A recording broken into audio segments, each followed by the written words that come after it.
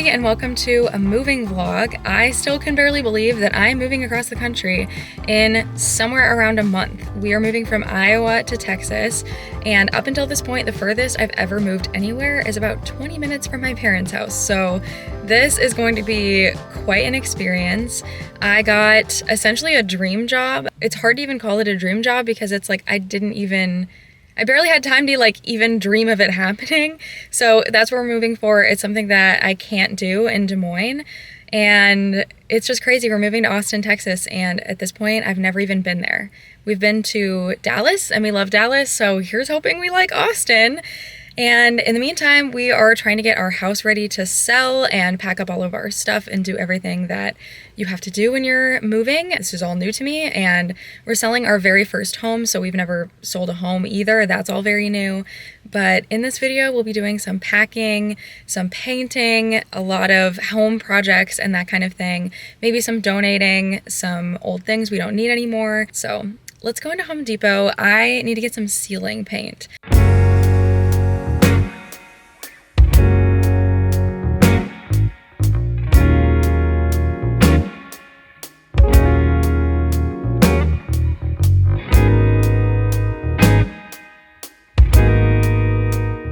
I so desperately need a camera holder for my car, but this will have to do.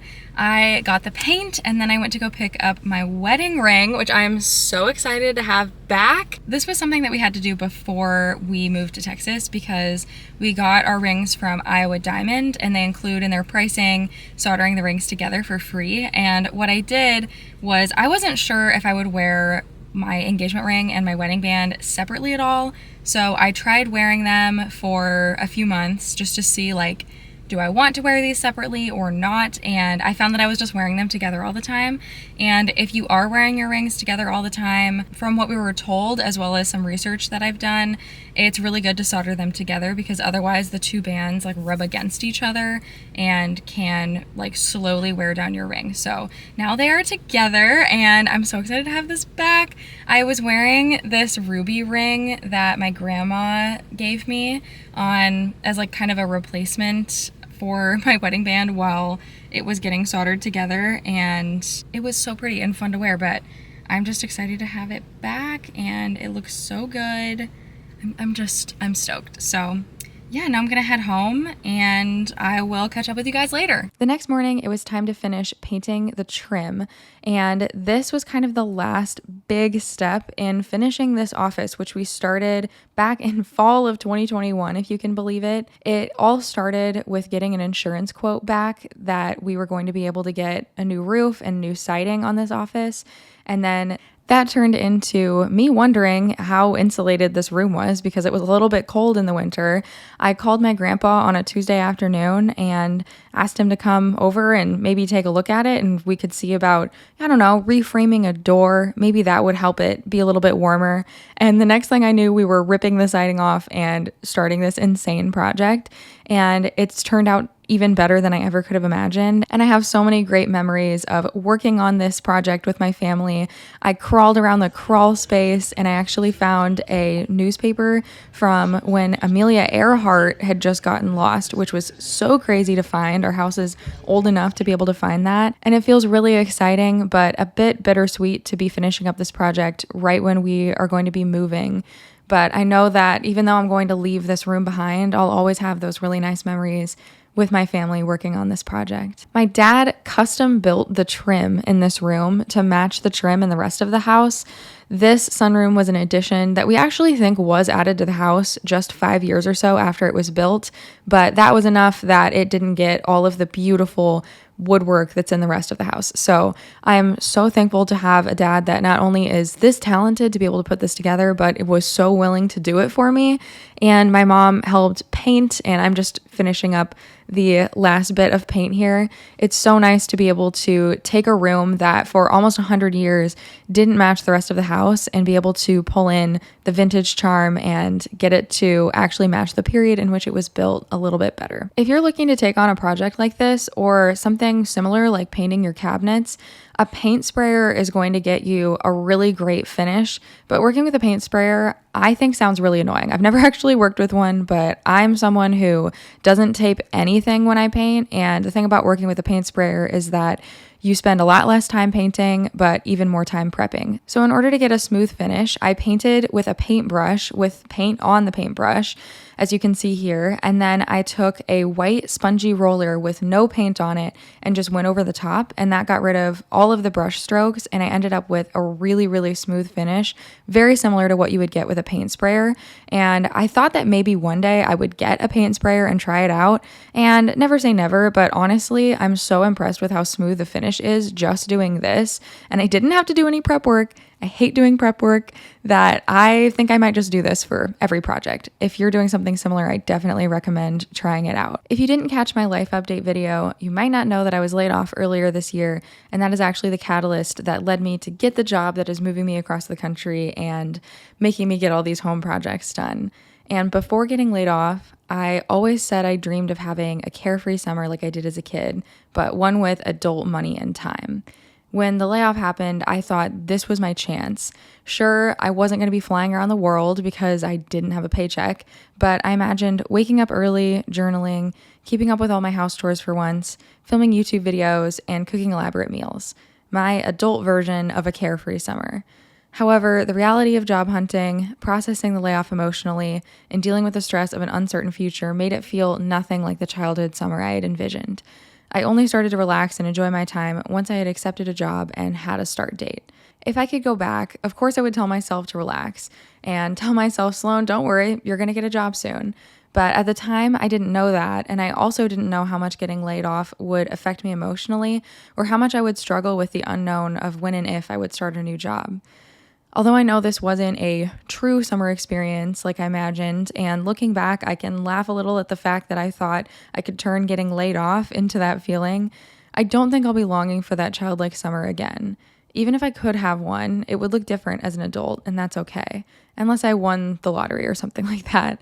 Instead, I hope to embrace and appreciate the stability and routine that a 9-to-5 can offer, something that I feel like I took for granted before, and find peace in reminiscing about my childhood summers instead of wishing I could go back to them. Hello and good morning. We've made so much progress in this room. All of the trim is up, custom trim to match the rest of our almost 100-year-old home. It's all been painted, and now there's just a few little touch-up spots that I need to paint, and then paint the ceiling because we nicked it in a few places. I could just use some touching up, and today's the day that I finish it, and I'm stoked to get all of my stuff moved back in here, all of my plants moved back in here. It's gonna be great.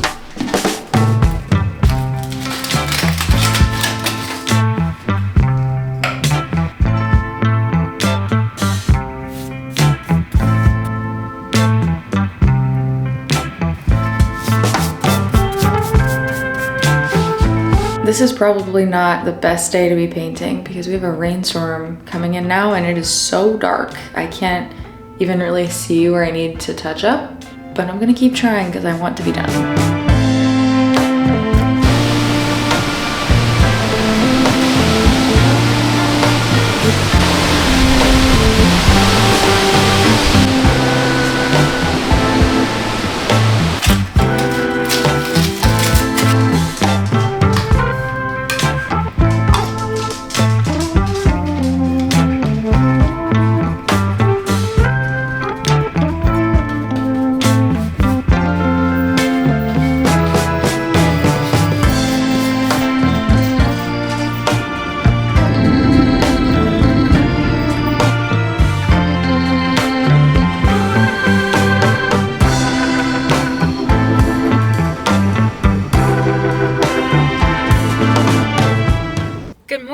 I'm just about to pop in to get a haircut, so I wanted to show you the before. It's looking pretty long. This is my natural hair. It's pretty straight, but I'm just going to get my curtain bangs trimmed probably quite a bit, and then I do a blunt cut all the way around, no layers, and then just some face framing pieces. And I don't know how much I'll end up taking off. I usually just say how much do you think I need to take off to like get rid of dead ends. But I've never been to this hairdresser before, so who knows how it will turn out. It's always a risk, but I feel pretty confident. And I'll catch up with you guys and show you the after soon. Haircut is done. I so desperately need a stand for my car. I did order one, so that will improve soon. But yeah, just like an inch off the, like basically what I said. And I think it turned out so cute. I love having shorter curtain bangs, so I'm so excited. And then the rest of today, also on my list of like, you know, getting ready to move things. I'm really trying to do things to like help me say goodbye to Iowa, and obviously spending a lot of time with family and things like that. And a big family tradition that we have is that we drive, I don't know how far away it is, like maybe an hour, hour and a half, to this small town called Ottumwa, where they have this cute little old school store where they sell what's called a canteen, which is kind of like a made-right sandwich, which is like very Midwestern. But the city wanted to build a parking ramp over the restaurant's called, I believe, Canteen. We always just say, do you want to go get canteens? I'm pretty sure it's called like the Canteen or something.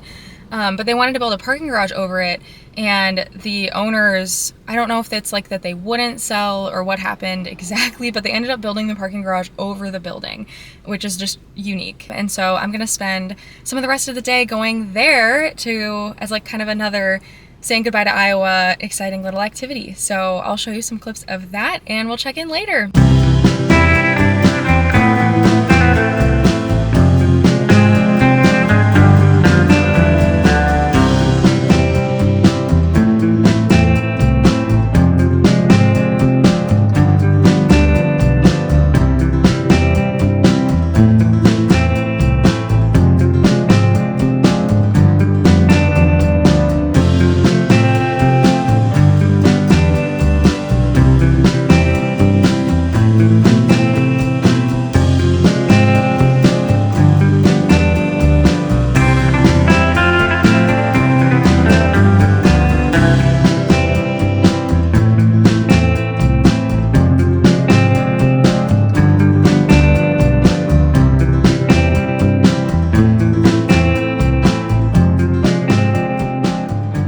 Today I want to work on my French doors in my office because now my office is almost completely done. I got everything moved back in here, and really the last thing that I have to do in here is work on the French doors in my office. They used to be painted like this door, but my husband stripped them down and stained them, and now I'm in the process of kind of doing like the final touches on this one.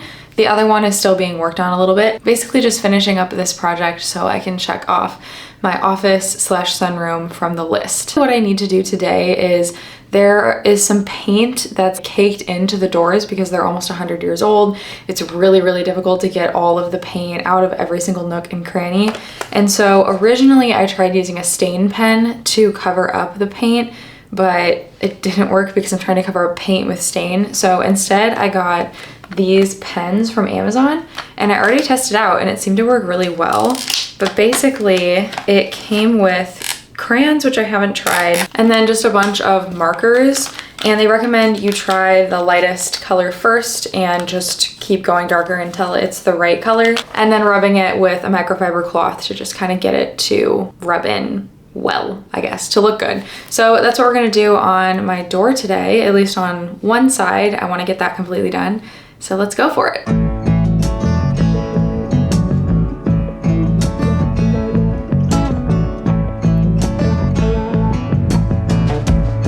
I'm not expecting this to be perfect, but basically I just want everything on this door to be in natural shades. I don't want to see a white patch like this. I'd rather have it look like a patchy brown spot than a white spot, if that makes sense.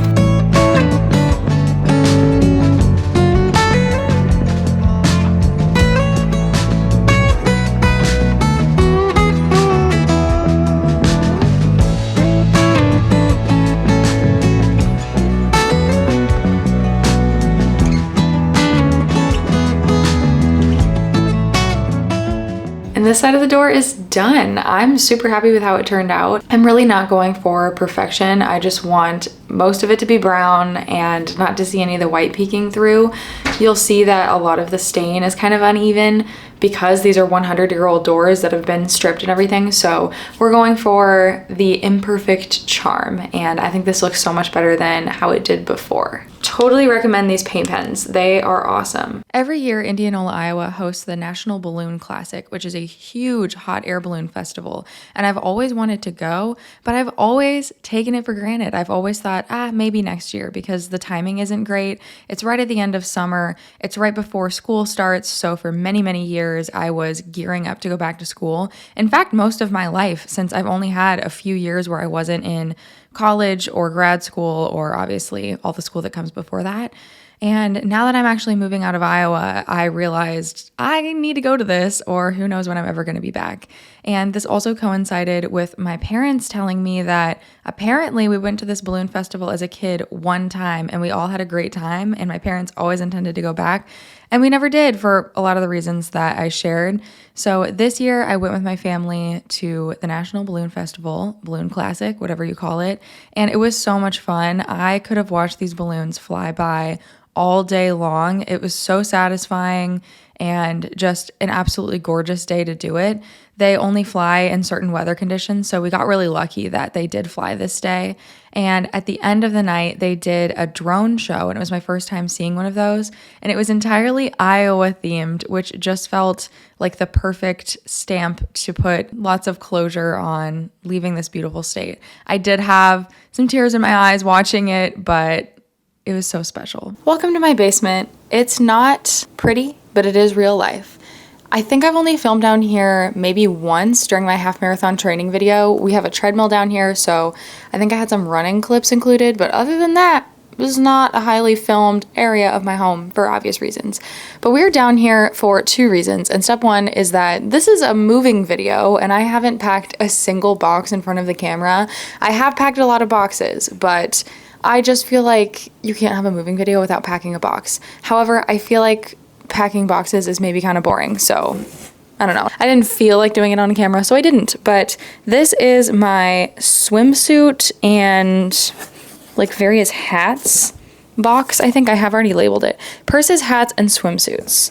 And I think this is like some of my more used stuff, but not my super used stuff, because everything that we pack, we will not have access to until we buy a house. It will be in storage for us, and then we'll eventually get moved to the house. And so this is stuff that I do wear, but not enough where I need it for the next couple of months. And everything we want to have access to, we have to take with us in our own vehicles. So that's the gist of how we're doing this. I have never moved with movers in my entire life, let alone across the country. Although I guess my parents moved when I was really young. I don't remember it, but maybe they had movers, but I was too little to remember.